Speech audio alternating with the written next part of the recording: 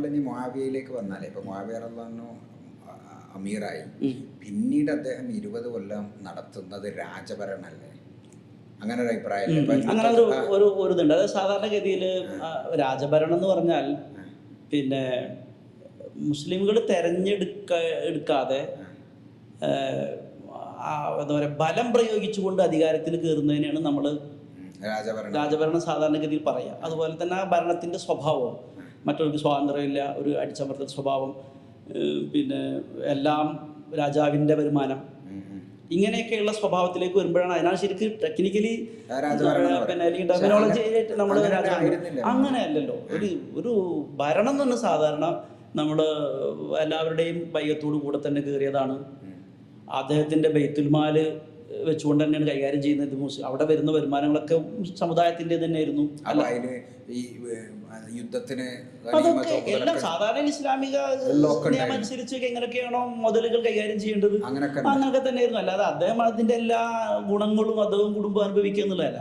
അതേസമയം ഉദ്യോഗസ്ഥന്മാരുടെ വെക്കുമ്പോഴും ഉന്നത പോസ്റ്റുകളിലൊക്കെ ഏതാണ്ട് അദ്ദേഹത്തിൻ്റെ കുടുംബക്കാരെയാണ് വെച്ചിരുന്നത്. അതിൻ്റെ ഒരു കാരണം രാഷ്ട്രീയമാണ്. കാരണം ഈ പറഞ്ഞ അപ്പുറത്ത് മറുപക്ഷം പൂർണ്ണമായും ഉറങ്ങിയിട്ടില്ല അല്ലെങ്കിൽ അവസാനിച്ചിട്ടില്ല എന്നതുകൊണ്ട് തന്നെ എപ്പോഴും എവിടെയും പ്രക്ഷോഭം പൊങ്ങി വരാതിരിക്കാൻ മുആവിയ അത് ശക്തമായി ശ്രദ്ധിച്ചിരുന്നു. പിന്നീട് അമവികളൊക്കെ അത് ശ്രദ്ധിച്ചിരുന്നു. അതുകൊണ്ട് ഒരു 100 വർഷം, ഇതിന് ശേഷം 100 വർഷം മുസ്ലിം ലോകത്ത് ഒരു കച്ചറ ഉണ്ടായിട്ടില്ല. പിന്നെ അപ്പോൾ അതിലൊരു ചോദ്യം എന്താ വെച്ചാൽ, മകൻ യസീദിനെ ബൈഅത്ത് ചെയ്തതിൽ ഒരു പ്രശ്നമില്ലേ? മകൻ യസീദിനെ ആണ് അവിടെ മുതലാണ് ശരിക്ക് ഈ പറഞ്ഞ ഒരു കൈമാറ്റ രീതിയിൽ വ്യത്യാസം വരുന്നത്. ഈ അതിനിടയ്ക്ക് ഒരു വാക്ക് കൂടി നേരത്തെ പറഞ്ഞല്ലോ, ഇപ്പോൾ മുആവിയ റളിയല്ലാഹു അൻഹുവിനെ റാഷിദ് എന്ന് പറയുന്ന ഖിലാഫത്തിന്റെ ആ സുവർണകാലം അതിൽ എണ്ണാൻ പറ്റുമോ എന്ന് ചോദിക്കുന്നത് സാധാരണഗതിയിൽ നമ്മൾ അലി റളിയല്ലാഹു അൻഹു നിർത്തലാണ്. അതേസമയം ഇബ്നു ഖൽദൂനെ പോലെയുള്ള പ്രമുഖരായ ചരിത്രകാരന്മാർ അദ്ദേഹത്തെ ഈ മുആവിയയെയും ഖുലഫാഉ റാഷിദുകളെ എണ്ണണം എന്ന അഭിപ്രായപ്പെട്ടാണ്. 5 വേണമെന്ന്. 5 എന്ന് പറഞ്ഞാൽ പിന്നെ അദ്ദേഹം അലി റളിയല്ലാഹു അൻഹുവിനെ കൂടി ഖിലാഫത്തിൽ എണ്ണുന്ന ആളാണ്, ഇപ്പോൾ കാലം കഴിഞ്ഞു വന്ന ആളാണ്. പക്ഷെ മുആവിയയെ കൂടി 5ാമതായി എണ്ണണം എന്ന് അഭിപ്രായപ്പെട്ട ആളാണ്. കാരണം എല്ലാം കൊണ്ടും തികഞ്ഞ ഈ പറയുന്ന ആദ്യത്തെ 4 പേർക്ക് അല്ലെങ്കിൽ 3 പേർക്ക് എങ്ങനെയൊക്കെ നമ്മൾ ആ പേര് കൊടുക്കാമോ അതിൽ വലിയ കുറവുകളൊന്നും ഇല്ലാത്ത ആൾ തന്നെയായിരുന്നു. പിന്നീട് അവിടെ നിന്ന് അങ്ങോട്ട് ഈ പറഞ്ഞ പോലെ യസീദിനെ മകനെ പിൻഗാമിയായി വാഴിക്കുന്നിടത്താണ് ആ റൂട്ട് മാറുന്നത്. അതിൽ തെറ്റുപറ്റിയതായിട്ട് നമുക്ക് പറയാൻ കഴിയും. തെറ്റുപറ്റിയെന്ന് പറയണമെങ്കിൽ പിന്നീട് ഭയങ്കര അതെ പറയാം. തെറ്റുപറ്റിയെന്ന് പറയണമെങ്കിൽ ഒന്ന്, നമുക്ക് പിൻഗാമിയെ വെക്കാൻ മകനെ വെക്കാൻ പാടില്ല എന്നൊരു വിലക്ക് ഇസ്ലാമിൽ വേണം. അങ്ങനെ ഒരു വിലക്കില്ല. പക്ഷെ അത് കൂടിയാലോചിച്ചിട്ടുണ്ട് എല്ലാവരും. അതായത് മകനായി പോയി എന്ന വ്യത്യാസമേ ഉള്ളൂ. അതിൽ വേറെ യോഗ്യരായ ആൾക്കാരായി സ്വഹാബിമാരുണ്ട്. അത് ഞാൻ പറഞ്ഞ യോഗ്യരായ സ്വഹാബികളുണ്ട്, അതേപോലെ കഴിവുള്ളവരുണ്ട്. പക്ഷെ നേരത്തെ ഞാൻ പറഞ്ഞ പോലെ അദ്ദേഹം രാഷ്ട്രീയപരമായി ഒരു സൂത്രം എന്ന നിലക്ക് വേറെ ആരെ ഏൽപ്പിച്ചാലും ഇത് അടങ്ങൂല, പ്രശ്നങ്ങൾ അടങ്ങില്ല. മുആവിയ യസീദ് ഉപ്പാന്റെ കൂടെ ഭരണപാഠവും നന്നായി അറിയാവുന്ന ആളും കോൺസ്റ്റാന്റിനോപ്പിൾ എന്ന് പറയുന്ന അവിടേക്കുള്ള പിന്നെ മുന്നേറ്റത്തിലൊക്കെ പങ്കെടുക്കുകയും ചെയ്ത ആളാണ്.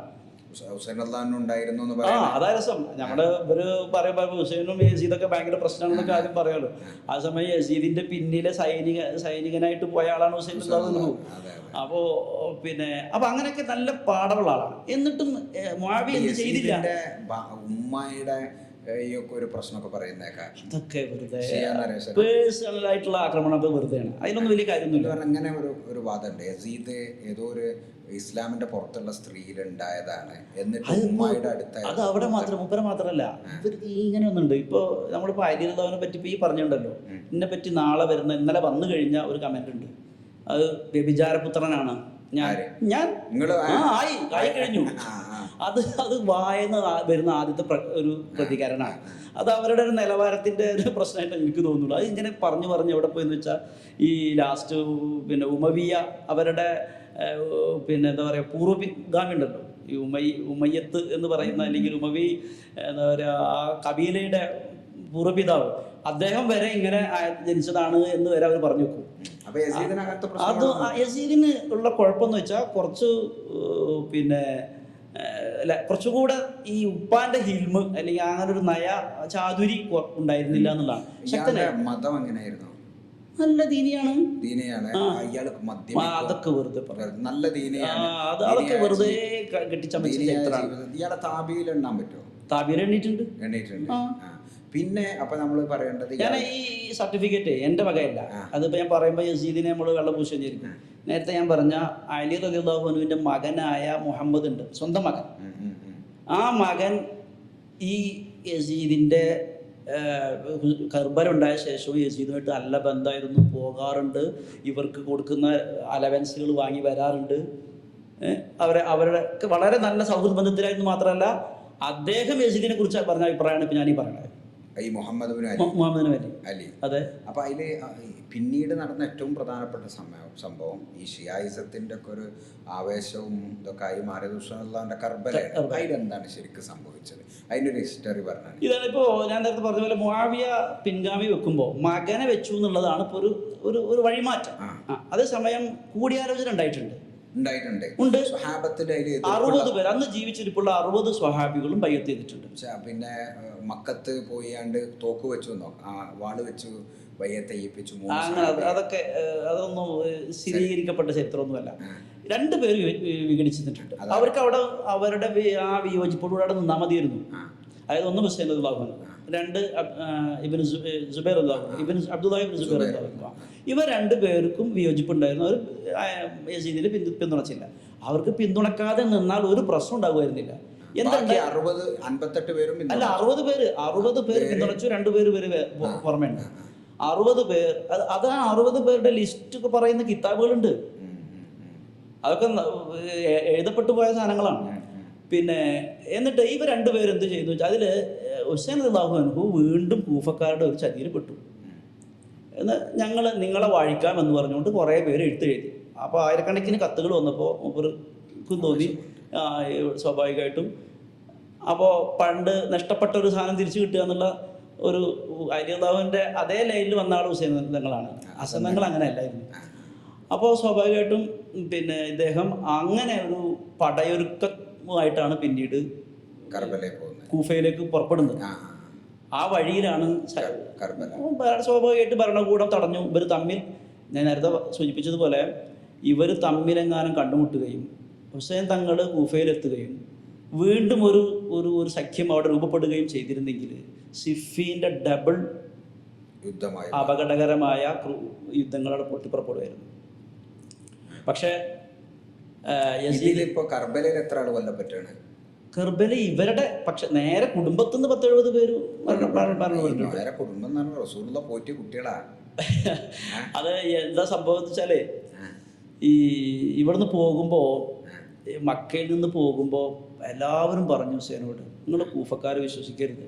പണ്ട് ഉപ്പാനെയും പിന്നെ ജ്യേഷ്ഠനെയും ചതിച്ചവരാണ്. ഉപ്പാനെ കൊന്നവരനാണ്. ജ്യേഷ്ഠനെ അതായത് ഹസൻ തങ്ങളെ അവസാനത്തിൽ പിന്തുണ പ്രഖ്യാപിക്കുകയും മുആവിയക്ക് കൊഴിഞ്ഞു കൊടുത്തതിന് ശക്തമായി ആക്ഷേപിക്കുകയും ചെയ്തവരാണ്. അപ്പോൾ സ്വാഭാവികമായിട്ട് അവരെ നിങ്ങൾ വിശ്വസിക്കാൻ നിൽക്കരുത് എന്ന് ഉപദേശിച്ചിട്ട് ആവുന്നവരൊക്കെ ഹുസൈൻ തങ്ങളെ കാണാൻ പറ്റുന്നവരൊക്കെ കണ്ടിട്ട് ഉപദേശിച്ചിട്ടുണ്ട്. പോകരുത്. ഒന്നാമത്തത് അവരുമായിട്ട് സമരം ചെയ്യാനുള്ള ശക്തി ഇല്ല. പിന്നെ ഈ പറഞ്ഞ പോലെ നാട്ടിൽ വീണ്ടും കലാപങ്ങൾ ഉണ്ടാവുകയാണ്. വളരെ 10, 20, 22 വർഷമായിട്ട് ഒരു പ്രശ്നമില്ലാതെ നടക്കുകയാണ്. അന്ന് മുആവിയ റളിയല്ലാഹു കയറിയതിന് ശേഷം പിന്നീട് ഒരു കുഴപ്പമില്ലാതെ പോവുകയാണ്.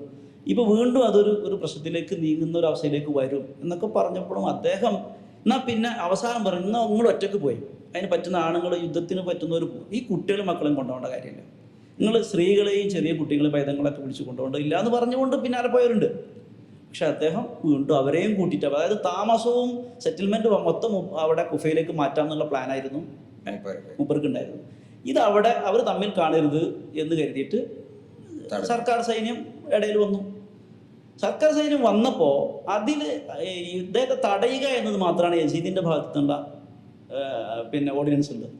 പക്ഷേ ഇവരെന്ത് ചെയ്തു, സൈന്യാധിപന്മാർ ഇവിടെ ഉണ്ടായിരുന്ന ആളുകൾ അവർ ഇദ്ദേഹവുമായിട്ടുള്ള വാഗ്വാദത്തിലും ചർച്ചയിലും അവരുടെ ഒരു ഈഗോ പ്രവർത്തിച്ചു എന്നത് ശരിയാണ്. സത്യത്തിൽ ഹുസൈൻ തങ്ങളെ ഒന്ന് തടഞ്ഞു വെച്ച് അറസ്റ്റ് ചെയ്തിട്ടെങ്കിലും കൊണ്ടാകാവുന്ന രീതിയിൽ ദ്രോഹിക്കാതെ കൊണ്ടുപോകുകയായിരുന്നു അവർ ആ ആളുടെ വ്യക്തിത്വം അനുസരിച്ച് ചെയ്യേണ്ടിയിരുന്നത്. പക്ഷെ അവർ അത് ആയുധപ്രയോഗത്തിലേക്ക് നീങ്ങുകയും സ്വാഭാവികമായിട്ട് ഇവർ പ്രതിരോധിക്കാൻ നിൽക്കുകയും ചെയ്തു. യുദ്ധമായി കുറച്ച് പേരല്ലേ അവരുള്ളൂ. ഇവർ ശക്തമായി വളരെ ക്രൂരമായിട്ട് തന്നെ അപ്പുറത്ത് നിന്ന ആളുകൾക്കൊക്കെ അറിയില്ല ഇത് റസൂലുള്ളാഹിന്റെ പേരക്കുട്ടിയാണ്. അതിൻ്റെ ഒരു കാരണം എന്ന് വെച്ചാൽ റസൂലുള്ളാഹിന്റെ പേരക്കുട്ടി എന്നൊക്കെ പറയുന്ന ആ ബഹുമാനം മഹത്വമൊക്കെ മനസ്സിലാകാൻ മാത്രം ദീനുൽ ഇസ്ലാമുമായിട്ട് അടുപ്പമുള്ളവരായിരുന്നില്ല പല സൈനികരും. അപ്പൊ ഞാൻ ചോദിക്കുന്നത് ഇപ്പൊ നമുക്ക് തോന്നുന്ന ഒരു സാധനം പോലും അപ്പൊ അവർക്ക് വരാതിരുന്നതിന്റെ കാരണം അതാണ്. ഇത് ഈ ആ നാട്ടിൽ നിന്നൊക്കെ പുതുതായി ഇസ്ലാമിലേക്ക് വന്ന കുറേ ആളുകളുണ്ട്. അവരൊക്കെ ഒക്കെ സൈനികരാണ്. സൈനികർ എന്ന് പറഞ്ഞാൽ സ്വാഭാവികമായിട്ട് ഈ മുർത്തസിദ് എന്ന് പറയുന്ന ഒരു സംഗതി, അതായത് പെയ്ഡ് സൈന്യമാണ്. അവർ കൊടുത്താൽ സ്വാഭാവികമായിട്ടും അവർ വന്ന് യുദ്ധം ചെയ്തു. അപ്പൊ ഇവർക്ക് ആരോടാണ് സംസാരിക്കുന്നത് എന്താണ് എന്നുള്ളതൊന്നുമില്ല. അവരാ കണ്ട മാത്രയിൽ കൊണ്ടുപോയി അത് തലയറക്കലൊക്കെ ഉണ്ടായത് തന്നെയാണ്. അതൊക്കെ വളരെ കുറവ്. അത് കണ്ടപ്പോൾ യസീദ് തലയുമായിട്ട് ഒരു വന്നപ്പോൾ അപ്പം മുഖം തിരിക്കുകയും ശക്തമായി അവനെ ആക്ഷേപിക്കുകയും ചെയ്യുന്നുണ്ട്. അയാൾക്കെതിരെ നടപടി എടുത്തിട്ടില്ല. അതാണ് അത് അങ്ങനെയുള്ള ചില സംഗതികൾ. നടപടി എടുത്തിട്ടില്ല എന്നത് ആണ് യസീദിനെതിരെ പറയാവുന്ന ഒരു കുറ്റം. അത് നമുക്ക് പറയാം, വലിയ കുറ്റമാണ്. അതേസമയം ഈ യസീദ് നടപടി എടുക്കാതിരുന്നതിന് രാഷ്ട്രീയപരമായ ഒരു കാര്യം നമ്മൾ ആലോചിക്കേണ്ടതുണ്ട്. ഒന്ന്, പിന്നെ ഒരു രാജ്യവിരുദ്ധമായ ഒരു സമരത്തിന് കോപ്പ് കൂട്ടിയിട്ടാണല്ലോ സൈന്യങ്ങൾ വരുന്നത്.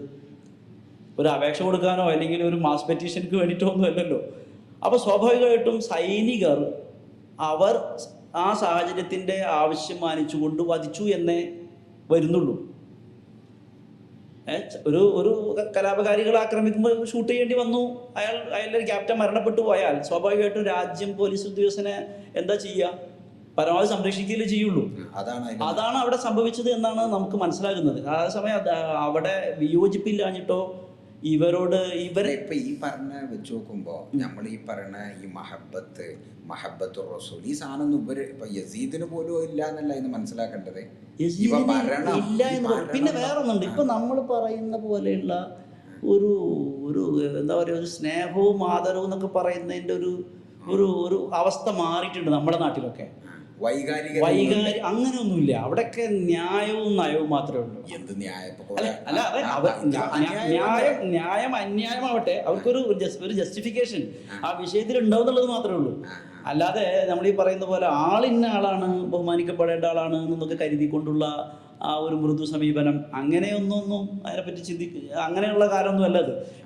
ശരിക്കും പറഞ്ഞാൽ കുറച്ചുകൂടി കാലം കഴിയുമ്പോഴാണ്, സ്വഹാബികളുടെ ഒരു ശിക്ഷണകാലം കഴിഞ്ഞ് അതിൻ്റെയൊക്കെ ഒരു പിന്നെ ഇസ്ലാമിൻ്റെ ആ ഒരു സൗന്ദര്യാത്മകമായ ജീവിതം നിലപാടും കാര്യങ്ങളൊക്കെ പുതിയ തലമുറയിലേക്ക് എത്തിത്തുടങ്ങുന്നത് മുതലാണ് കുറച്ചുകൂടി ഇത് ഒന്ന് ബദ്ധാവുന്നത്, ഒന്നുകൂടി പുഷ്കലാവുന്നത്. അപ്പൊ നമ്മൾ ഈ പറയുന്ന ഈ ഖൈറുൽ ഖുറൂൻ എന്നൊക്കെ പറഞ്ഞ മഹാതല്ലിപ്പൊളിയാണല്ലോ ഖൈറുൽ ഖുറൂനിലെ ഈ പറഞ്ഞ സംഘടനകളും കാര്യങ്ങളൊക്കെ ഉണ്ടായ കാലം അതൊക്കെ ശരി തന്നെയാണ്. പക്ഷേ ഉസ്മാൻ റളിയല്ലാഹുവിന്റെ കാലം മുതൽ അലി റളിയല്ലാഹു ഉമർ റളിയല്ലാഹു കൊല്ലപ്പെടുകയല്ലേ? ഉമർ റളിയല്ലാഹു ആരായിരുന്നു? അല്ല, അത് ശത്രുക്കൾ ഒന്നും കൊല്ലുണ്ടായില്ല. ഓക്കെ, അവിടെ നിന്ന് പിന്നെ ഈ 4 ഖലീഫമാരെയും വധിച്ചത് മുസ്ലിങ്ങളല്ല കേട്ടോ. പിന്നെ അല്ല, മുസ്ലിങ്ങളല്ല എന്ന് പറഞ്ഞാൽ സ്വഹാബികളല്ല. അതായത് ഒരു ശിക്ഷണം ലഭിച്ച കുട്ടികളൊന്നുമല്ല. ഈ പറഞ്ഞ അക്രമികളാണ്. അതില് നേർക്കുനേർ സ്വഹാബികളില്ല. ജീവിച്ച ആള് ഇപ്പൊ നമ്മളിപ്പോ ഈ പറയണ എന്താ, ഇപ്പൊ നമ്മളെ ശേഖന്മാരുണ്ടെങ്കിൽ ഇപ്പൊ നിങ്ങൾ ഈ പറഞ്ഞ വാദവും നമ്മൾ ഈ പറയുന്ന ഇസ്ലാമും ഒക്കെ ബേസ് നിൽക്കുന്ന പോലെ എന്തുമല്ല അവിടെ നമ്മൾ അഹ്ലു സുന്നത്തിന് ഒരു നിലപാട് ഞാൻ നേരത്തെ പറഞ്ഞതുപോലെ ആരും പരിശുദ്ധരാണ് എന്ന് വെച്ച് കൊടുക്കാറില്ല. അതോടൊപ്പം തന്നെ നമ്മൾ ഒരു സംഘത്തിൻ്റെ ഒരു കൂട്ടായ്മയുടെ, ഇപ്പോൾ അബൂബക്കർ റളിയല്ലാഹു അൻഹു പറഞ്ഞു എന്നതുകൊണ്ട് മാത്രം നമ്മൾ ഇസ്ലാം ദീനായിട്ട് എടുക്കൂല. അബൂബക്കർ റളിയല്ലാഹു അൻഹു പറഞ്ഞത് ആ കാലഘട്ടത്തിൽ സമൂഹ മൊത്തത്തിൽ അംഗീകരിച്ചു ഒരു കാര്യമാണെങ്കിൽ മാത്രമേ എടുക്കുള്ളൂ. അതാണ് അഹ്ലു സുന്നത്ത് വൽ ജമാഅത്ത് തന്നെ. ജമാഅത്ത് എന്ന് പറഞ്ഞാൽ സ്വഹാബത്തിന്റെ ഏകീകൃതമായ അംഗീകാരവും തീരുമാനമാണ്. അതിന്റെ കാരണം എന്ന് വെച്ചാൽ ഒരാളെ നമ്മൾ വായിക്കുന്നില്ല, ഒരാളെ നമ്മൾ പരിശുദ്ധി കൽപ്പിക്കുന്നില്ല. അപ്പൊ നിങ്ങൾ നേരത്തെ പറഞ്ഞൊരു ഹദീസ് ഉണ്ട്, അത് ഹദീസേ അല്ല, അതിങ്ങനെ ഇതേപോലെ വന്ന ഒരു സാധനമാണ്. ഏതാളെയും പിൻപറ്റാം നിങ്ങൾ വഴി, ശരി, അങ്ങനെ ഒന്നുമില്ല. ഒരു ജമാഅത്ത്, അതാ സുന്നത്ത് ജമാഅത്ത് എന്ന് എപ്പോഴും പറയുമ്പോൾ നമ്മൾ ഓർക്കേണ്ടത്. ഹദീസ് റിപ്പോർട്ട് ചെയ്യപ്പെട്ടിട്ടുണ്ട് ഹദീസ്, പക്ഷെ അത് എന്തല്ല, സ്വഹീഹല്ല. ഈ ഖൈറുൽ ഖുറൂനി അതൊക്കെ അതൊക്കെ ഓക്കെയാണ്. അല്ല അത് നമ്മൾ ഈ പറയുന്ന കഥ പറഞ്ഞു 70,000 ആളുകള്, എനിക്കിപ്പോഴും ലോജിക്ക് കിട്ടാത്തൊരു സംഗതി എന്താ വെച്ചാൽ 70,000 ആളുകള് തമ്മിൽ തല്ലി കൊന്നിട്ട് അത് ഒരു ഭയങ്കര ഇപ്പോഴത്തെ കാലത്ത് 7 ആളെ കൊന്നാൽ നമുക്ക് പ്രശ്നമല്ലേ? എന്നിട്ട് അതൊരു ഒരു ഭയങ്കര പുണ്യ സമൂഹമാണ് എന്ന് നമുക്ക് പറയാൻ പറ്റുമോ? അല്ല അതാ ഞാൻ പറഞ്ഞ സമൂഹത്തിന് അബദ്ധം സംഭവിച്ചു എന്ന് തന്നെയാണ് നമ്മൾ പറയുന്നത്. സംഭവിക്കാൻ പാടില്ലാത്തൊരു സംഗതിയാണ് അത്. ഒരിക്കലും ഇസ്ലാം അതിനെ പ്രോത്സാഹിപ്പിക്കുകയോ അത് ആ കാലത്തെ നമ്മൾ മാതൃകയാക്കുകയോ ചെയ്യുന്നില്ല. അതുകൊണ്ടാണ് അതിൻ്റെ പേരനിട്ടിട്ടുള്ളത്, ഒരു ബ്ലാക്ക് അടിച്ച് വെച്ചിട്ടുള്ളത് 5 വർഷം. അപ്പം ഞാൻ അതിലിൻ്റെ ഇപ്പോൾ ഒരു ചോദ്യം, ഇപ്പം 40 വർഷം പോലും ഇസ്ലാം അതിൻ്റെ ഒരു സൗന്ദര്യത്തിൽ നിലനിന്നില്ല എന്ന് ഇപ്പം ഈ എക്സ് മുസ്ലിങ്ങളൊക്കെ പറയണത് ഏറെക്കുറെ ശരിയാണ്. രാഷ്ട്രീയമായിട്ട് നോക്കുമ്പോൾ ആ പറഞ്ഞ പോലെ കലാപങ്ങളും പ്രശ്നങ്ങളൊക്കെ ഉണ്ടായതോടുകൂടെ അതിൻ്റെ സൗന്ദര്യം ഇപ്പം നിങ്ങൾ ഈ പറഞ്ഞ പോലെ ഈ ഹദീസുകളിലെ ലൈഫ് അപ്പം ഇപ്പം ഈ ഖുർആൻ വാദികൾ പറയുന്നത് ഏകദേശം ശരിയാന്ന് വരൂലേ? ഇല്ല, അത് അവര് പറയുന്നത് ഏകദേശം ശരിയാണ്, അത്രേ ഉള്ളൂ, പൂർണ്ണ ശരിയാവൂല എന്ന് പറഞ്ഞാൽ ഹദീസുകളെ ഇപ്പൊ ഈ കൂഫക്കാര് ഇതില് ഹദീസ് കയറ്റി എന്നൊക്കെ അതിനൊക്കെ നന്നായി പരിശോധിക്കാൻ ആളുകൾ വന്നിട്ടുണ്ട്. ഇപ്പൊ പരിശോധിച്ച ആളുകളുടെ അതാണല്ലോ ഈ ഹദീസ് പഠനത്തിന്റെ ഒരു പ്രധാനം. അത് നമ്മുടെ സവിശേഷത കൂടിയാണ്. അതായത് ഇപ്പൊ ഈ നാട്ടുകാർ പറയുന്നത് മുഴുവനും പ്രമാണാക്കാൻ നിന്ന് എങ്ങനെ ഉണ്ടാവും? ഞാൻ എൻ്റെ പക്ഷത്തെ ന്യായീകരിച്ചുകൊണ്ട് പറയുക, നിങ്ങളെ പക്ഷത്തിന് ന്യായീകരിച്ചുകൊണ്ട് പറയുക, അതിങ്ങനെ നാട്ടിൽ അതിലൊക്കെ ഒരു പ്രശ്നമല്ല. അതിനൊക്കെ കൃത്യമായ പരിശോധകർ വന്നതിനാണ് ഈ പക്ഷം ഉണ്ടാകുന്നത് വരെ ഒരു പ്രശ്നമല്ലേ? ഇപ്പൊ ഞാൻ ചോദിക്കണത് ഇപ്പൊ സ്വിഫീനില് നമ്മളിപ്പോ ഇത്രയും ട്രെയിൻഡാണ്, റസൂലുള്ളാഹിന്റെ ഇത്രയും അടുത്തുണ്ടായിരുന്നു എന്ന് പറഞ്ഞ ആൾക്കാർ 2 പക്ഷത്ത് നിൽക്കുന്നതിൽ തന്നെ ഒരു പ്രശ്നമല്ലേ? ഉണ്ട്. അല്ല അതാണ് അവരുടെ പറ്റിയ അബദ്ധം നമ്മൾ പറയുന്നത്. ആ അബദ്ധം ഒരു 2 രീതിയിലാണ് വ്യാഖ്യാനിക്കുന്നത്. ഒന്ന്, അവരുടെ മാനുഷികമായ രീതിയിൽ സംഭവിക്കുന്ന മനുഷ്യരാണല്ലോ എന്നുള്ള രീതിയിൽ സംഭവിക്കുന്ന അബദ്ധം. രണ്ടാമത്തേത് അവർക്ക് കൃത്യമായ ഒരു ന്യായീകരണത്തോടു കൂടെ നടത്തിയ സംഭവം നമുക്ക് അബദ്ധമായി തോന്നുന്നു. അതായത് ഒരു പക്ഷത്തിന് അവരുടെ ഒരു രാഷ്ട്രീയ ന്യായീകരണം ഉണ്ടാവും, ഇപ്പുറത്തെ പക്ഷത്തിന് അവരുടെ അവർ രണ്ടുപേരും ശരിയാണ് ചെയ്തത് അവരുടെ പക്ഷം അനുസരിച്ച്.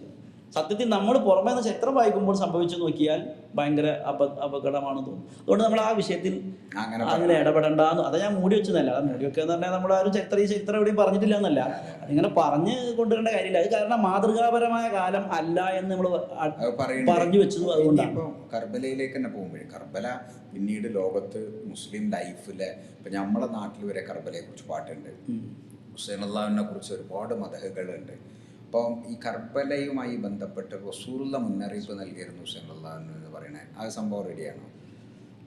ഹുസൈൻ അള്ളാഹുവിനെ കുറിച്ച് അങ്ങനെ ഒരു പ്രാമാണികമായ ഹദീസിൽ ഇങ്ങനെ അദ്ദേഹം കർബലയിൽ കൊല്ലപ്പെടും അല്ലെങ്കിൽ അങ്ങനെ ചെയ്യുന്നുള്ളൊന്നും അതൊക്കെ പിന്നീടുള്ള ചരിത്ര നിർമ്മിതികൾ. പിന്നെ പക്ഷേ ഈ സൈനബ ബീവി ഉണ്ടല്ലോ അള്ളാന്റെ പെങ്ങള്, അവര് യസീദിന്റെ മുന്നിൽ ആക്രോശിച്ചു എന്നുള്ള അങ്ങനെയൊക്കെ ഒരു സംഭവം.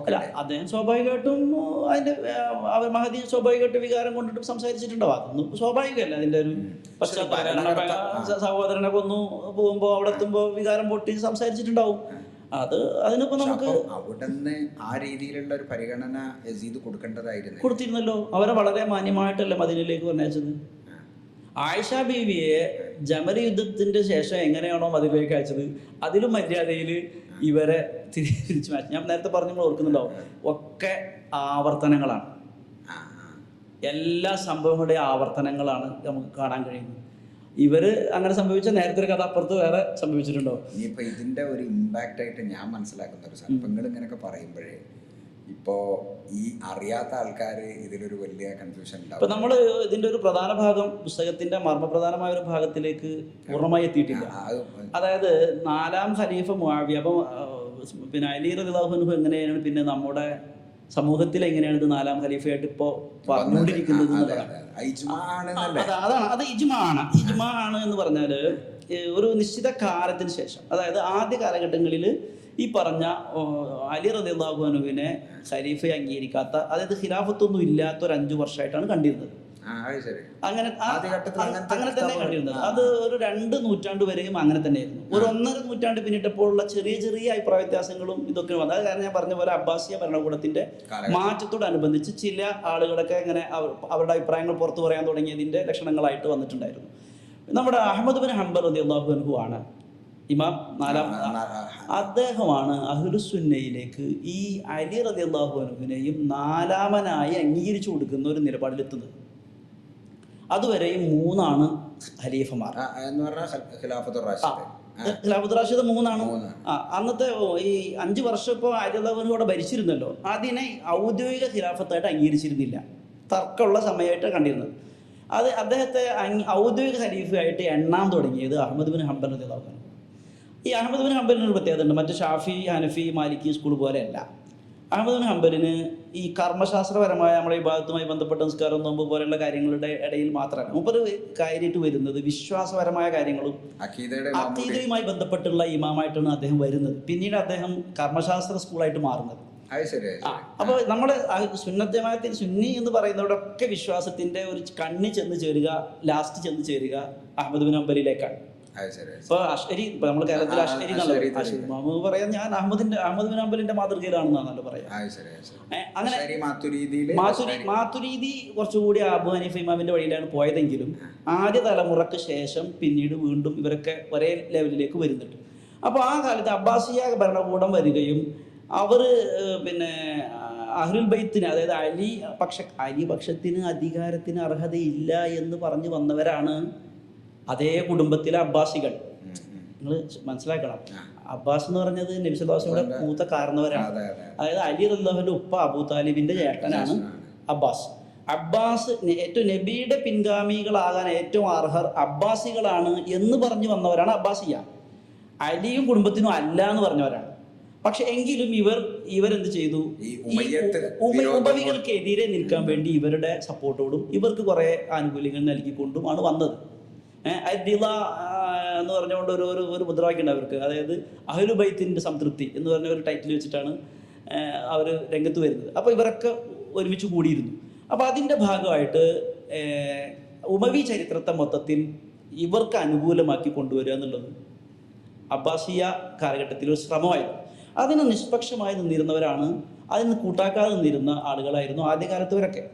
പക്ഷേ പിന്നീട് ഈ പറഞ്ഞ പോലെ ഇമാം അഹ്മദ് ബിൻ ഹംബൽ റഹിമഹുള്ളയുടെ കാലത്ത് അദ്ദേഹത്തിൻ്റെ ഹദീസ് പഠനം മുഴുവനും കൂഫയിലും ബസറയിലും സൻആയിലും, സൻആ എന്ന് പറഞ്ഞാൽ യമനിലേക്ക്, അവിടെ നിന്ന് അദ്ദേഹം ഈ മുസന്നഫ് അബ്ദുർ റസാഖ് പോലെയുള്ള നല്ല ഷെയ് ഹദീസുകൾ ധാരാളമായി റിപ്പോർട്ട് ചെയ്തിരുന്ന ആളുകളുടെ ശിഷ്യത്വം സ്വീകരിച്ച ആളാണ് ഈ അഹ്മദ് ബിൻ ഹംബൽ. കൂഫയിൽ നിന്നും അതുപോലെ സൻആയിൽ നിന്നൊക്കെ കിട്ടിയ ഹദീസുകളും ആ കുറേ നിലപാടുകളും അത് അഹ്മദ് ബിൻ ഹംബൽ റഹിമഹുള്ളയെ സ്വാധീനിച്ചിട്ടുണ്ട്. അദ്ദേഹത്തിൻ്റെ ഗ്രന്ഥത്തിലുണ്ട്, മുസ്നദിലുണ്ട്. അദ്ദേഹത്തിന് തന്നെ ലൈഫാന്ന അഭിപ്രായമുള്ള കിതാബുൽ ഇൽൽ എന്നൊരു കിതാബുണ്ട്.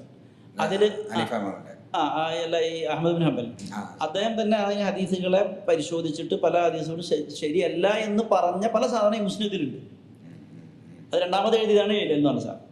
അപ്പോൾ ഇത്തരം സാധനങ്ങൾ ഉണ്ട്. അത് കുറേയൊക്കെ ഒരു ഈ പറഞ്ഞ പോലെ അലി ഭക്തിക്ക് പറ്റിയ അത്തരം കൊണ്ട് ആഘോഷിക്കാൻ പറ്റിയ കുറേ ഹദീസുകളും പരാമർശങ്ങളൊക്കെയാണ്. അതേസമയം ഇന്ന് ഈ പറയുന്ന പല സാധനങ്ങളും, ഈ നേരത്തെ പറഞ്ഞ അമ്മാർ ബിൻ യാസിറിൻ്റേത് ഖിലാഫത്ത് 30 വർഷമാണ് എന്ന് പറഞ്ഞത്, അതുപോലെ ഈ ഖദീറിലെ പരാമർശങ്ങൾ, ഇതൊന്നും മാലിക് റളിയല്ലാഹു അൻഹുവിൻ്റെ മുവത്തയിൽ കാണൂല. ആദ്യമായിട്ട് ഇതൊക്കെ ഒന്നുകൂടി മദീനയിലാണല്ലോ അവൈലബിൾ ആകേണ്ടത്. മദീനയിൽ അവൈലബിൾ ആയിട്ടുള്ള ഹദീസുകളൊക്കെ സമാഹരിച്ചതാണ് മാലിക് റളിയല്ലാഹു അൻഹുവിൻ്റെ റഹിമഹുള്ളയുടെ ഈ മുവത്ത എന്ന് പറയുന്നത്. അതിൽ ഈ പറഞ്ഞ ഒരു സാധനവും അവിടെ കിട്ടൂല, ഒന്നും അവർക്ക് അനുകൂലമായ ഒന്നും അവിടെ ഇല്ല. ഇതൊക്കെ പിന്നീട് ഈ കൂഫയുമായി ബന്ധപ്പെട്ട കാലത്തും അവിടെ നിന്നുള്ള മുഹദ്ദിസുകൾ കൈമാറ്റം ചെയ്യപ്പെടുമ്പോഴൊക്കെയാണ്. സാധാരണ പറയലുണ്ട്, ഒരു ഇമാമ് മദീനക്കാരനായ ഒരു മുഹദ്ദിസ് പറയാറുണ്ട്, നമ്മളിവിടുന്ന് ഒരു ചാണാണ്ട് കൊണ്ടുപോകും, അത് ഒരു വലിയ മീറ്ററുകളായിട്ട് കൂഫയിൽ നിന്ന് ഇറങ്ങും, അത്യാവശ്യം നീളം വെക്കും, അത് ഇങ്ങനെ അതിന് ഫിറ്റിങ്സുകളോടുകൂടെയൊക്കെയാണ് സാധനം വരിക. അപ്പോൾ ആ ഒരു ഇതിൽ നിന്ന് അഹ്മദ് ബിൻ ഹംബൽ റഹിമഹുള്ള പിന്നീട് ആദ്യത്തിലൊക്കെ അദ്ദേഹം ഇത് പറഞ്ഞ പോലെ 3 ഖലീഫ എന്ന നിലപാടിൽ നിൽക്കുകയായിരുന്നു. മഹത്വത്തിൽ ഉസ്മാൻ റളിയല്ലാഹു അൻഹുവിൻ്റെ ശേഷമാണ് അലി എന്നും ഖിലാഫത്ത് 3 അവസാനിക്കുകയും ചെയ്തു എന്ന നിലപാടിലായിരുന്നു അദ്ദേഹം ഉണ്ടായിരുന്നത്. പിന്നീട് അവസാന കാലഘട്ടങ്ങളിലും അദ്ദേഹം എന്ത് ചെയ്തു, ഈ അലിയുടെ ഖിലാഫത്ത് പിന്നെ സാധുവാണ് എന്നൊരു നിലപാടിലേക്ക് വന്നു. അവിടെ നിന്നാണ് ഈ വിശ്വാസ കാര്യങ്ങളുടെ ഗ്രന്ഥങ്ങളിലൊക്കെ പിന്നീട് ഈ അലി 4ാം ഖലീഫയായിട്ട് എണ്ണാൻ തുടങ്ങിയത്. അപ്പോൾ അവിടെ നിന്ന് ഇങ്ങോട്ട് പിന്നീട് എല്ലാവരും എഴുതാൻ തുടങ്ങി, ഈ അലി നാലാം ഖലീഫ, അലി നാലാം ഖലീഫ, മുസ്ലിങ്ങളുടെ എല്ലാവരും. അപ്പോൾ അതായത് ഇനിയിപ്പോൾ ഷിയാക്കൾക്ക് എതിർപ്പില്ല, ഏതെങ്കിലും മദ്ഹബുകാർക്ക് എതിർപ്പില്ല, അതേപോലെ എല്ലാവരും ഒരുപോലെ അംഗീകരിച്ചതുകൊണ്ട് അത് ഇത്തിഫാഖ്, ഇജ്മാ എന്നൊക്കെയുള്ള പദപ്രയോഗങ്ങൾ കൊണ്ട് പരിചയപ്പെടുത്തപ്പെട്ടു.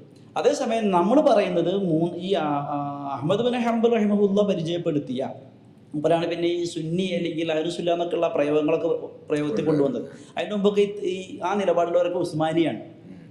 ഉസ്മാനി എന്നാണ് അറിയപ്പെടുക, അലവി അല്ലെങ്കിൽ ഉസ്മാനി എങ്ങനെയാണ് അറിയപ്പെട്ടിരുന്നത്.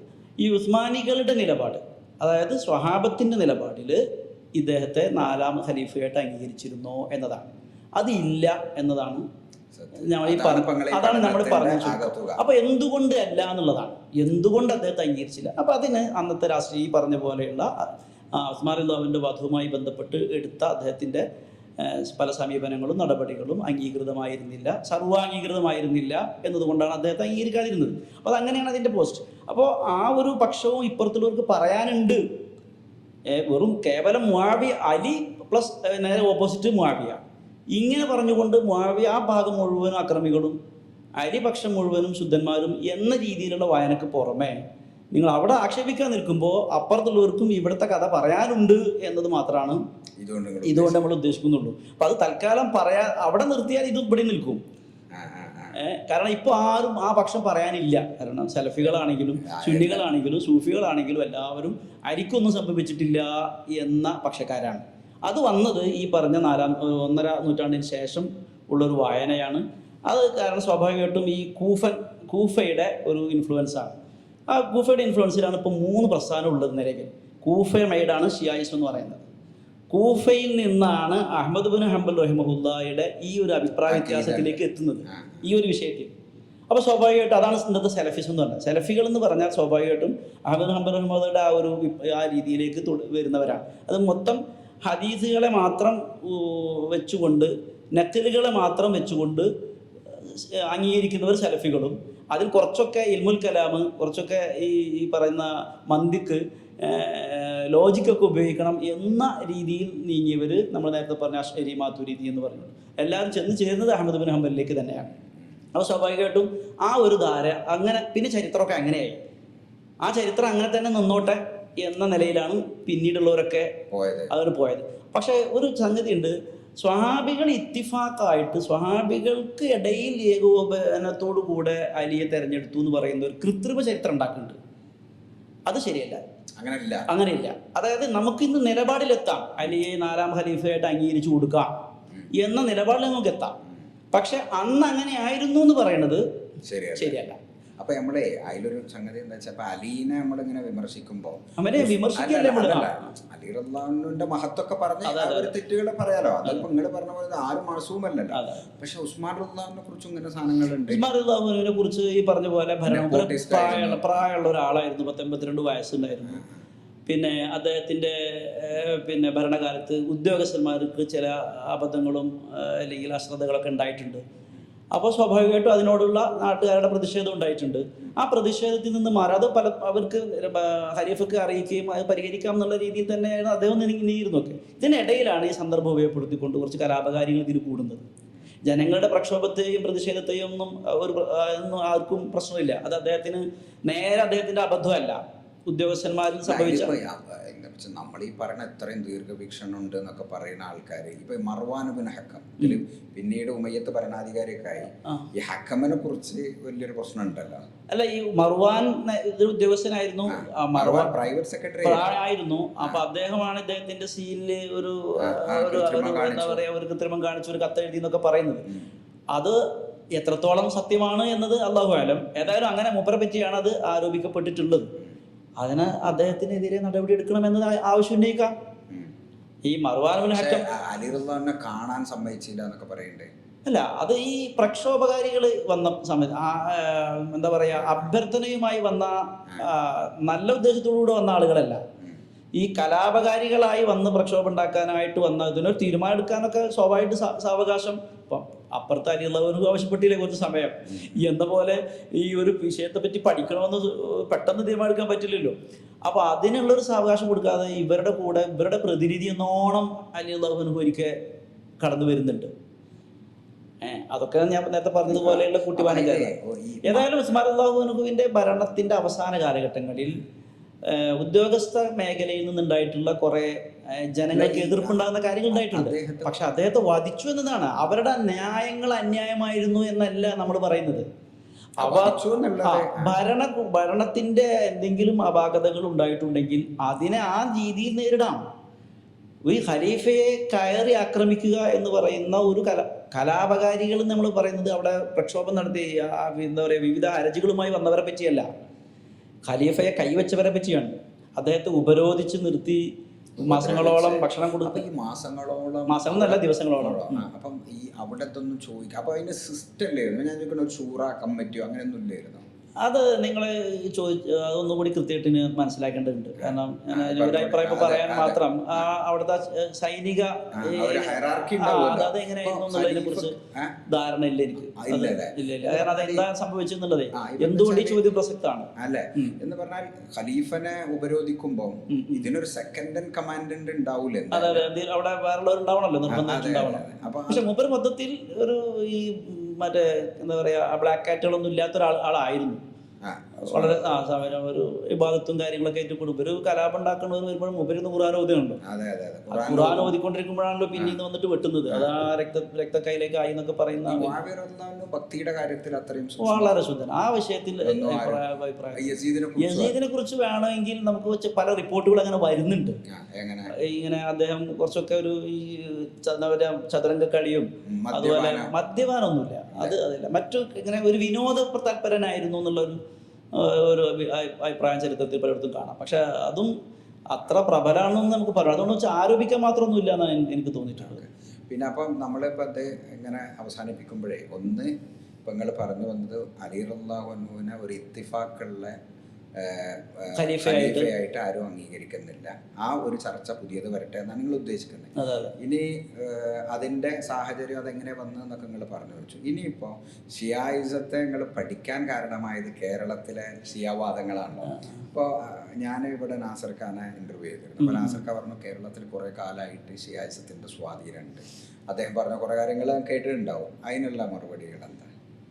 കേരളത്തിലെ ഷിയ സ്പന്ദനങ്ങൾ ഉണ്ടായിട്ടുണ്ട്. എൻ്റെ ഒരു പുസ്തകമുണ്ട്, കേരളത്തിലെ ഷിയ സ്പന്ദനങ്ങൾ എന്നൊരു പുസ്തകമുണ്ട്. പുറത്തു വന്നിട്ട് മാത്രമേ ഉള്ളൂ. അവർ 7 പുസ്തകത്തിന്റെ സീരീസ് ഉണ്ട് ഈ വിഷയം. പക്ഷെ അത് എന്താ വെച്ചാൽ ഒന്നും ഞാൻ ഒറ്റക്ക് വായിക്കേണ്ടി വരും. പറഞ്ഞ പോലെ പുറത്തിറക്കാൻ ആള് വേണ്ടേ, പബ്ലിഷേഴ്സ് രംഗത്ത് വരണ്ടേ, ധൈര്യം വളരെ കുറവാണ്. അപ്പൊ ഞാനത് പലപ്പോഴായിട്ട് പിന്നെ ഫേസ്ബുക്കിലൂടെയും മറ്റൊക്കെ ഇങ്ങനെ എഴുതി വിടാറുണ്ട്. നാസിലാക്ക് അറിയാം, ഞങ്ങൾ തമ്മിൽ ഈ വിഷയത്തിൽ കുറെ സംസാരിച്ചിട്ടൊക്കെ ഉണ്ട്. ഈ കേരളത്തിലെ ഷീ സ്പന്ദനങ്ങൾ എന്ന് പറയുന്നത് ഇവിടെ ഷിയായിസം വളർന്നിട്ടുണ്ടായതല്ല. നേരത്തെ ഇപ്പം ഈ ഇറാന് ശേഷം ഉണ്ടായിട്ടുള്ള കുറച്ച് ചെറുപ്പക്കാരുടെ മാറ്റം, ജമാഅത്ത് ഇസ്ലാമിയിൽ നിന്ന് മറ്റും പോയിട്ടുള്ള കുറച്ച് ആളുകളെ ഒഴിച്ചു നിർത്തിയാൽ നേരത്തെ വന്നതൊക്കെ ഈ കച്ചവടക്കാരും കുടിയേറി വന്നവർ, ഗുജറാത്തിൽ നിന്ന് വന്നവർ, ബോംബെയിൽ നിന്ന് വന്നവർ, അതുപോലെ തമിഴ്നാട്ടിൽ നിന്ന് വന്നവർ, ഇങ്ങനെയൊക്കെ പലരും നമ്മുടെ എറണാകുളം, കൊല്ലം, ആലുവ, കോഴിക്കോട്, കടപ്പുറത്ത്, അതുപോലെ തലശ്ശേരി ഭാഗത്തുണ്ട്, കാസർഗോഡ്, ഇങ്ങനെയുള്ള ഭാഗങ്ങളിലൊക്കെ ഇങ്ങനെ അവിടെ ഇവിടെയൊക്കെ ആയിട്ട് അവർ നേരത്തെ ഉണ്ടായിരുന്നു. അവരിപ്പോൾ ഇല്ല, വംശനാശം സംഭവിച്ചു എന്ന് പറയാവുന്ന രീതിയിൽ എവിടെയോ ആലപ്പുഴ ഭാഗത്തിൽ അങ്ങനെ ഒരു കുടുംബം അങ്ങനെ ഉണ്ടെന്നാണ് അന്ന് ഞാൻ അന്വേഷിച്ചപ്പം കിട്ടിയത്. അങ്ങനെയുള്ളൂ. പിന്നെ ഈ ബ്രിട്ടീഷുകാരുടെ കാലത്ത് അവരുടെ റെജിമെന്റിൽ ധാരാളം ഷിയാക്കൾ ഉണ്ടായിരുന്നു. കൊല്ലത്തെ കർബല മൈതാനുണ്ട്. അവർ അതിന്റെ ചരിത്രമൊക്കെ അങ്ങനെ ഈ റെജിമെന്റിൽ ഉണ്ടായ സൈനികൾക്കിടയിൽ ഉണ്ടായ പ്രശ്നമാണ്. അവിടെ അങ്ങനെ ഒരു വലിയ ഒരു ഹുസൈനാണ് അവിടെ കൊല്ലപ്പെടുകയും ചെയ്തത്.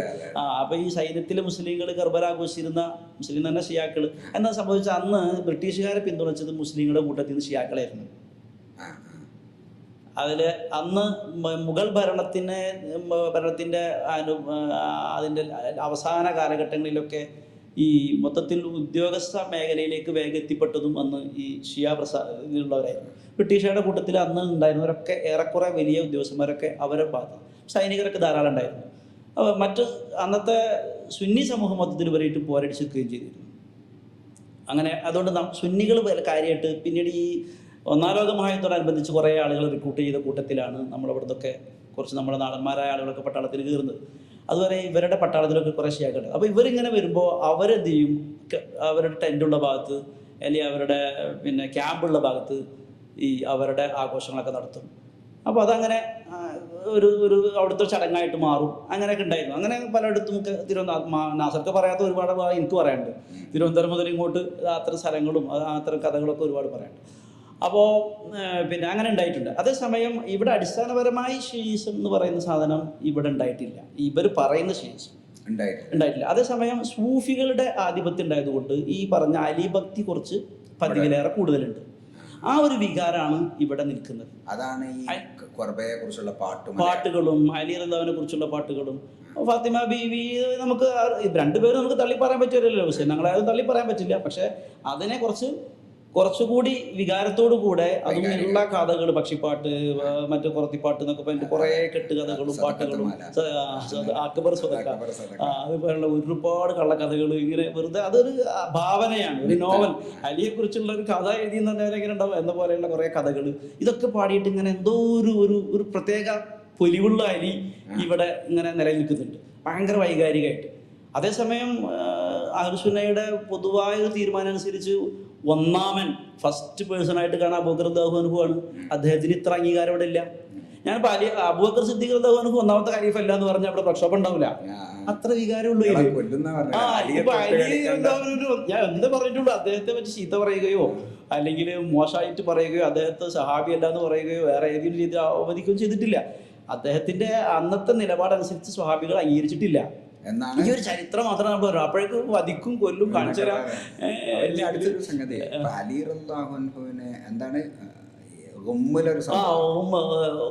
എന്ന് പറയുന്ന അവിടെ റസൂലുള്ളാഹി പ്രസംഗിച്ചു. അതായത് ഹജ്ജത്തുൽ വദാ കഴിഞ്ഞിട്ട് നബി സല്ലല്ലാഹു അലൈഹി വസല്ലം തിരിച്ചു പോകുമ്പോഴേ യമനിലേക്ക് അലി റളിയല്ലാഹുവിന്റെ നേതൃത്വത്തിൽ ഒരു സംഘത്തെ അയച്ചിരുന്നു. ആദ്യം അല്ല, അവരെന്തോ അവിടുത്തെ ആവശ്യങ്ങൾക്ക്, അവിടെയുള്ള മുസ്ലിങ്ങൾക്ക് ആവശ്യമായ കാര്യങ്ങളും പിന്നെ സമരത്തിൻ്റെ കുറച്ച് ഒരു ഘട്ടം ഉണ്ടായിരുന്നു. ഒരു പരിസരത്തുള്ള ഏതോ ശത്രു വിഭാഗങ്ങളുമായി ബന്ധപ്പെട്ട ഒരു സമരം ഉണ്ടായിരുന്നു.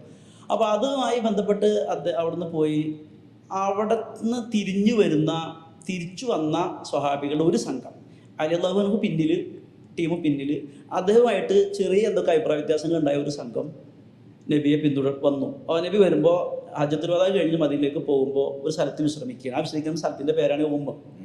അപ്പോൾ ഒരു ചെറിയ തടാകത്തിൻ്റെ അടുത്ത് ഇങ്ങനെ തണലുകൾ നോക്കിയിട്ട് അവിടെ ഇങ്ങനെ സ്വഹാബികൾ ഇങ്ങനെ നിൽക്കുമ്പോഴാണ് ഇവർ വന്നിട്ട് അലിയുമായി ബന്ധപ്പെട്ട വിയോജിപ്പുകൾ എന്തൊക്കെ പറഞ്ഞു, അലി ചെയ്ത് ശരിയായില്ല എന്നൊക്കെ പറഞ്ഞുകൊണ്ടുള്ള പറഞ്ഞു.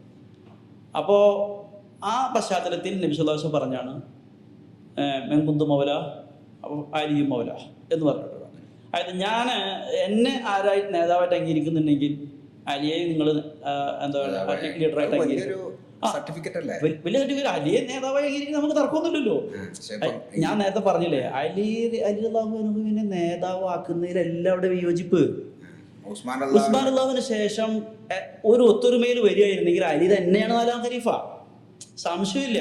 ഇനിയിപ്പോൾ അവിടെ തൽസ്ഥാനത്ത് നിൽക്കാവുന്ന ഒരു ബലാബലം നോക്കുമ്പോൾ സുബൈറും തൊൽഹയൊക്കെ ഉണ്ട്. പക്ഷേ സുബൈറും തൊൽഹ നേരത്തെ ആദ്യം തന്നെ പോയി ബൈഅത്ത് ചെയ്ത ആളാണ്. എന്തുണ്ടായെന്ന് ചോദിച്ചാൽ അദ്ദേഹം മറ്റുള്ളവരുടെയൊക്കെ തീരുമാനങ്ങൾ വരുന്നതിന് മുമ്പേ അമീറായി പ്രഖ്യാപിക്കുകയും ഈ പറഞ്ഞ കലാപകാരികൾ എനിക്ക് സംശയമില്ല. പക്ഷെ അന്ന് പലർക്കും ഉണ്ടായിരുന്നു. അല്ല, അത് പറയണല്ലോ. ഇന്ന് എനിക്ക് കാര്യമില്ല, അന്ന് പലർക്കും ഉണ്ടായിരുന്നു. കാരണം ഇതാണ്, അതുകൊണ്ടാണ് അദ്ദേഹം ഇവരെ വലതും ഇടതും കൊണ്ടടക്കുന്നത്. ഈ ഞാൻ നേരത്തെ പറഞ്ഞല്ലോ, ഏതോ അജ്ഞാതരായ ആളുകളല്ല കൊന്നത്, സ്വഹാബത്തിന്റെ ഇവരെ തൊട്ടടുത്തുള്ള ആളുകളാണ്. അവിടെ വാതിൽ തുറന്ന ആളും ആക്രമിച്ച ആളും താടി പിടിച്ച ആളൊക്കെ പുറത്ത് വലതു ഭാഗത്തുണ്ട്, ഇടതു ഭാഗത്തുണ്ട്. ഇനി ഇതിൽ ആരാ ആയുധം വെച്ചെന്നേ അറിയാനുള്ളൂ. അപ്പൊ അത് പിന്നീട് ഈ സാക്ഷികൾ പറഞ്ഞിട്ടില്ലേ അത്? അപ്പോൾ ചിലരൊക്കെ അങ്ങനെ പറഞ്ഞിട്ടുണ്ട്. പക്ഷെ അതൊന്നും ഇപ്പൊ നമ്മൾ അംഗീകരിച്ചു കൊടുക്കാൻ തയ്യാറാവുന്നില്ല. കാരണം മൂപ്പരോടുള്ള നമ്മുടെ മഹബത്തോട് അടുപ്പം കൊണ്ടും മൂപ്പരുടെ മഹത്വം കൊണ്ടും ഇവർ അങ്ങനൊക്കെ ഒരു മോശം ചെയ്യുന്നു എന്നത് നമ്മൾ വിചാരിക്കുന്നില്ല. അപ്പൊ ഞാൻ പറഞ്ഞു വരുന്നത്, അലിയെ ഖലീഫയാക്കുന്നതിലോ മൂപ്പർക്ക് അതിനുള്ള അർഹതയില്ല എന്നോ അല്ല നമ്മൾ പറഞ്ഞതൊന്നും അവരും പറഞ്ഞത്. അതല്ല ഞാൻ നേരത്തെ രണ്ട് സുഹൃത്തുക്കൾ തമ്മിൽ, ഒരു ഉസ്മാനിയും അലവിയും തമ്മിൽ സംസാരിക്കുമ്പോൾ പറഞ്ഞ വാക്കുകൾ പിന്നെ എന്താണ് കിതാബ് സിഖാത്തിൽ ഉദ്ധരിച്ചിട്ടുണ്ട്. അദ്ദേഹം പറഞ്ഞത് ഇതാണ്, പിന്നെ നിന്റെ നേതാവ് ഒന്ന് ക്ഷമ പാലിച്ചിരുന്നെങ്കിൽ ശരിക്കും ശരിയായ ഖലീഫാവ് എല്ലാ ജനങ്ങളും പിന്തുണക്കുമായിരുന്നു. അപ്പൊ അത്രേ ഉള്ളത്. ആവേശം കുറച്ച് ലേശം കൂടി പോയി എന്ന പോലെയാണ് നമുക്ക് തോന്നുക. നമ്മൾ ഇന്ന് പറയുമ്പോൾ അവരെ പറ്റിയൊക്കെ അങ്ങനെ പറയാൻ പറ്റുമെന്ന് അറിഞ്ഞൂടാ, പക്ഷെ അങ്ങനെയാണ് സംഭവിച്ചിട്ടുള്ളത്. അപ്പൊ ഏതായാലും നമ്മൾ പറഞ്ഞത് ഇവിടെ ഈ ഒരു കേരളത്തില് ഇത്തരത്തിലുള്ള ഒരു കുറെ അലിയല്ലാഹുമായി ബന്ധപ്പെട്ടുള്ള കുറെ സാധനങ്ങൾ ഇറങ്ങുകയും ഭയങ്കര സംഭവമായിട്ട് മാറുകയും ചെയ്തു. മറ്റു ഖലീഫമാർക്കൊന്നും ഇല്ലാത്തൊരു മഹത്വം. പിന്നെ അതിന് പുറമെ അഹ്ലുൽ ബൈത്തിന്റെ നബിയുടെ കുടുംബത്തെ പിൻഗാമികളായിട്ട് വന്നവരുടെ പിതാവ് എന്ന നിലയിൽ ആ ഒരു പ്രത്യേക രീതിയിലും പിന്നെ കുറേ കണ്ട് ആകാശത്തേക്ക് ഉയർത്തിയിട്ടുള്ള കുറേ സംഗതിയുണ്ട്. അഹ്ലുൽ ബൈത്ത് എന്നൊക്കെ പറയുന്ന ഒരു പ്രത്യേകിച്ചൊരു അമാനുഷികതയോ അല്ലെങ്കിൽ വിശുദ്ധിയോ ഒന്നും അവർക്കില്ല. നിങ്ങളെ ഒരു നല്ല നേതാവ്, നിങ്ങളിപ്പോ ഏത് പാർട്ടി എന്ന് പറഞ്ഞോളൂ എനിക്ക്, അവരുടെ കുടുംബക്കാരെന്നുള്ള നിലക്കുള്ള നമ്മുടെ ബന്ധം എങ്ങനെയാണ്? അത്രേ ഉള്ളൂ. അല്ല, എന്നാലും ഞാനും എന്റെ അഹ്ലുൽ ബൈത്തുമാണ് ഞാൻ ഇവിടെ ഇട്ട് പോകണെന്ന് അതൊന്നുമില്ല, അങ്ങനൊന്നുമില്ല. അഹ്ലുൽ ബൈത്ത് എന്ന് പറഞ്ഞാൽ അവിടെ നബി സല്ലല്ലാഹു അലൈഹി വസല്ലം ഉദ്ദേശിക്കുന്നത് പിന്നെ അഹ്ലുൽ ബൈത്ത് എന്ന് നബി പറഞ്ഞതും പിന്നെ ഖുർആനിൽ പറഞ്ഞൊക്കെ ഭാര്യമാരെ പറ്റിയാണ്. ഇവര് അതില് ആരുൽ ബൈത്താണ്, അതായത് നബിയുടെ കുടുംബക്കാർ. അഹ്ലുൽ ബൈത്ത് എന്ന് പറഞ്ഞിട്ട് എന്തോ ഒരു പ്രത്യേക പരിശുദ്ധരായ ഒരാള്, അങ്ങനെ ടീമില്ല. ഈ ഒരു പുതപ്പിട്ട് മൂടി അതൊക്കെയാണ് ഞാൻ പറഞ്ഞത്. അതൊന്നും ഇപ്പൊ നിങ്ങള് എല്ലായിടത്തും നോക്കിയാൽ കാണൂല, ചില ഏരിയയിൽ മാത്രമേ കാണുള്ളൂ. അപ്പൊ അതും അത് പരിശോധിക്കേണ്ട സാധനമാണ്. അത് നമുക്ക് ഇൻഷാല്ലാഹ് വേണമെങ്കിൽ മറ്റൊരു സമയത്ത് വേണമെങ്കിൽ അഹ്ലുൽ ബൈത്തും അതിന്റെ പിൻഗാമികളുടെ സ്വഭാവം കാര്യങ്ങളൊക്കെ എങ്ങനെയെന്നുള്ള നമുക്ക് ആലോചിക്കാം. ഇപ്പൊ സമയം ഏതാണ്ടായില്ലേ, വേണമെങ്കിലും ആവാം.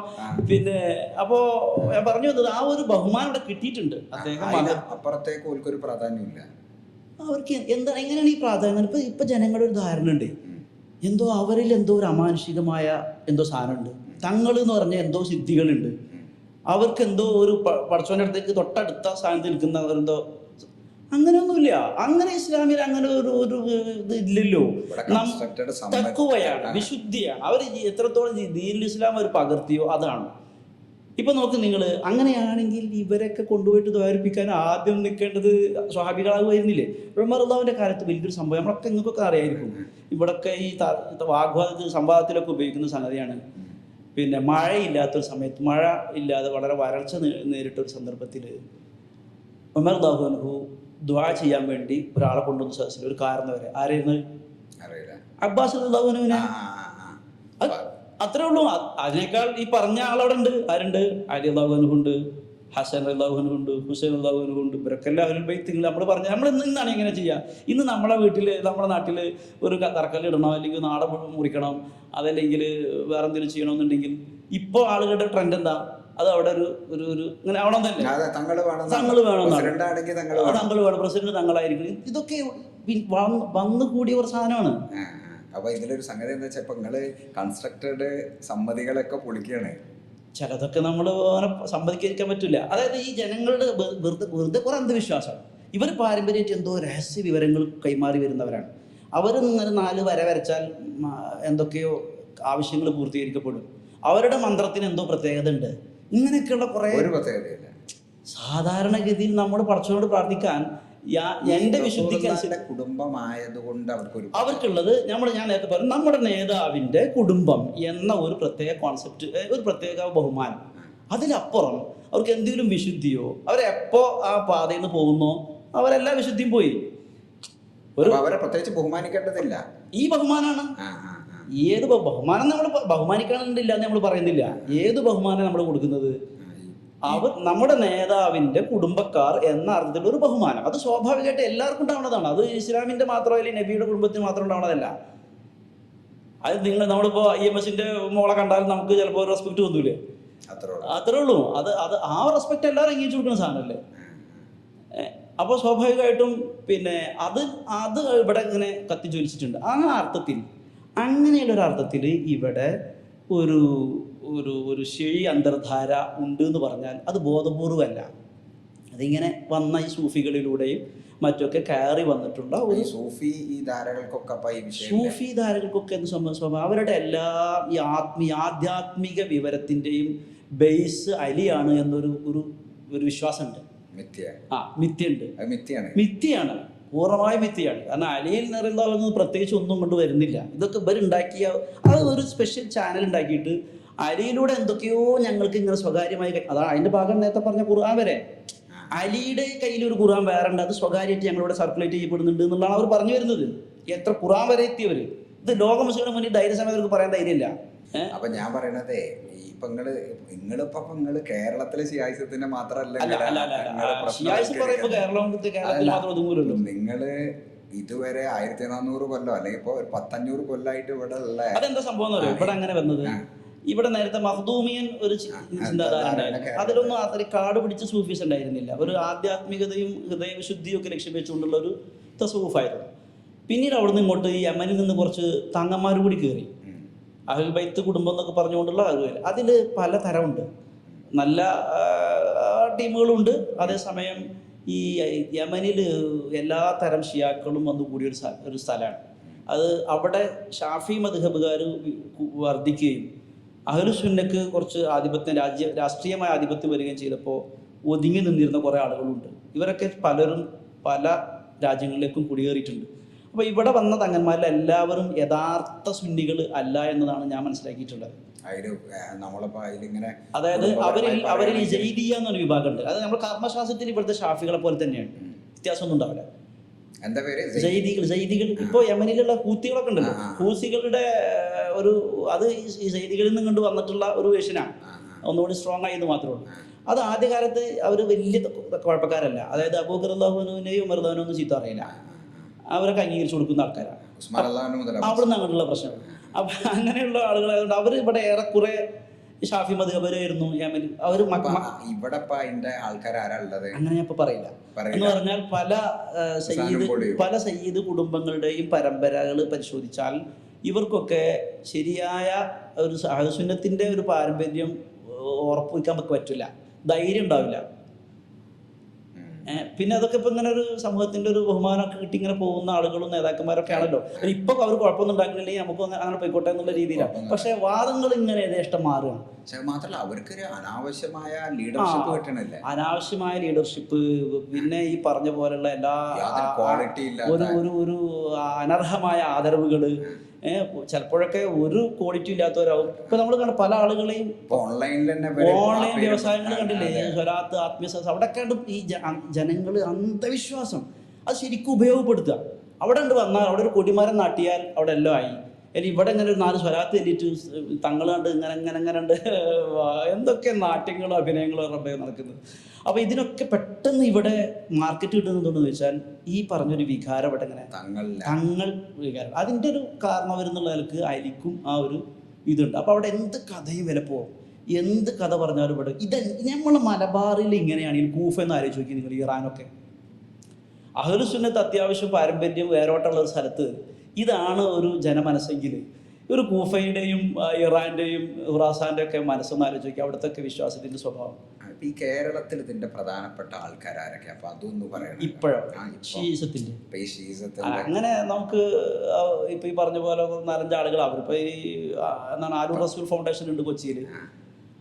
അപ്പൊ നമുക്ക് ഔദ്യോഗികമായിട്ട് പറയാവുന്നവര് നിങ്ങളിപ്പോ നേരത്തെ പറഞ്ഞ പോലെ ഒളിഞ്ഞിരിക്കുന്ന ആൾക്കാരൊക്കെയാ. അവരെ ഒളിഞ്ഞിരിക്കട്ടെ.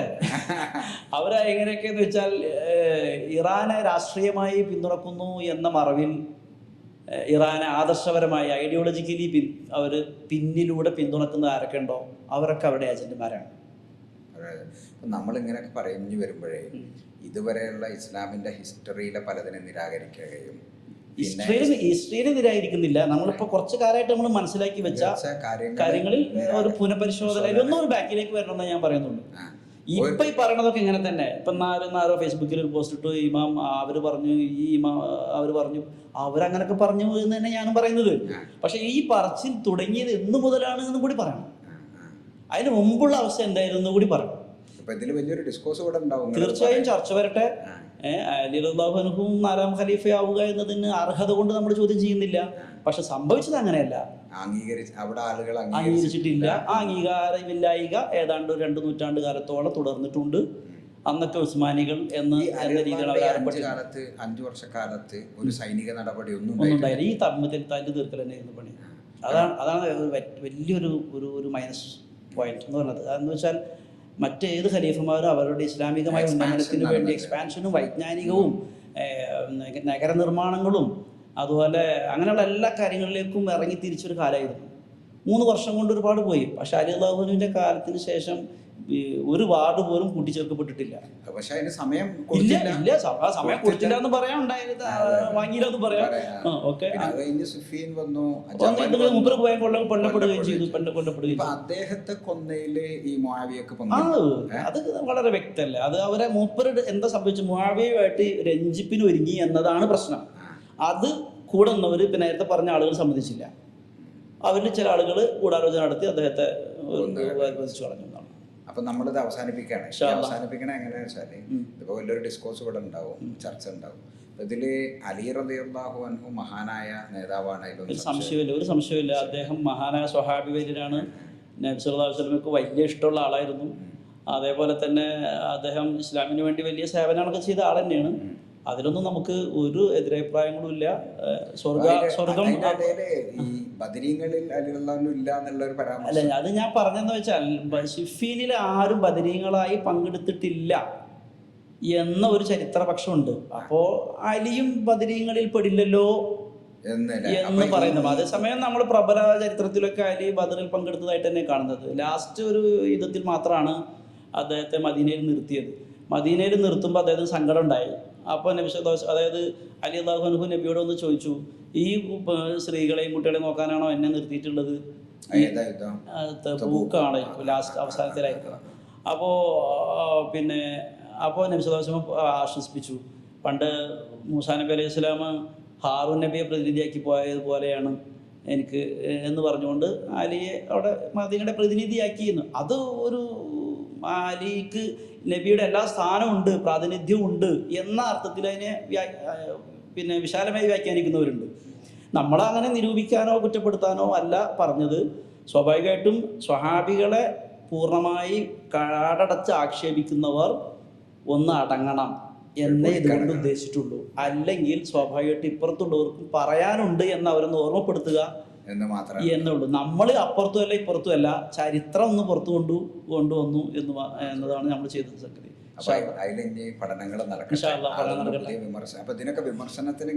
വൈകാരികമായിട്ട് ആരും കാണാതിരിക്കുക, ഒരു ഡിസ്കോഴ്സ് എന്നുള്ള നിലക്ക് വൈജ്ഞാനികമായ പ്രതികരണങ്ങൾ നമ്മൾ ചീത്ത പറഞ്ഞ